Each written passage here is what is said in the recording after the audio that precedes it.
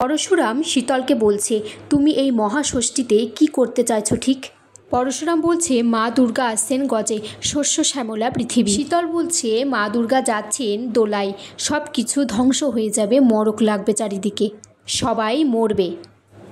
পরশুরাম তখন বলছে, এক্স্যাক্টলি, ঠিক কাকে মারতে চাইছো তুমি? ঠিক সেই সময় শীতল ব্যাগ থেকে পিস্তল বার করে পরশুরামের দিকে ধরে। পরশুরামও উল্টে পিস্তল ধরে শীতলের দিকে। শীতল তখন বলছে, আমাকে যেতে দাও এখান থেকে। তটিনীর ফোন আসলে শীতল বলে, ধরো ফোনটা আর বলো পুরনো প্রেম কাছে। তখন তটিনী বলছে, পাশে কে কথা বলছে?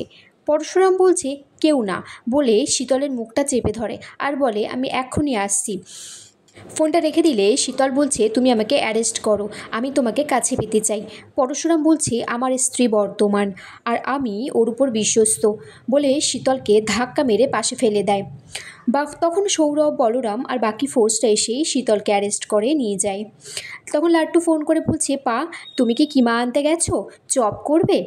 পরশুরাম বলছে, হ্যাঁ পা, চপ বানাবো, আমি এক্ষুনি আসছি। মায়া বলছে, বস, এ প্রথম দেখলাম কোনো অফিসারকে লুঙ্গি পরে রেড করতে আসতে। এদিকে আরাধ্যার মা জিৎ মুখার্জিকে বলছে, তুমি কেন করলে এটা? একবার আরাধ্যার কথা ভাবলে না? তুমি তটিনীর বাড়িতে চলে গেলে জামা কাপড় দিতে। তটিনীর মা বলছে, গেছে তো কি হয়েছে, ভাইজির বাড়িতেই তো গেছে।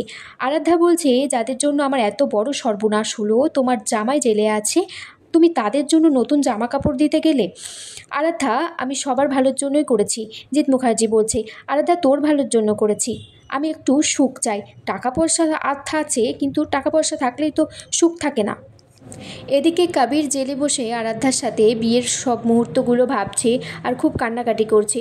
তখন সেখানে কর্ণ চ্যাটার্জি আসে। আর আগামী পর্বে দেখা যায় তটিনী পরশুরামকে বলছে শাড়ির ব্লাউজে সেফটি পিনটা লাগিয়ে দেওয়ার জন্য। এখানেই আজকের পর্ব শেষ হয়ে যায় বন্ধুরা।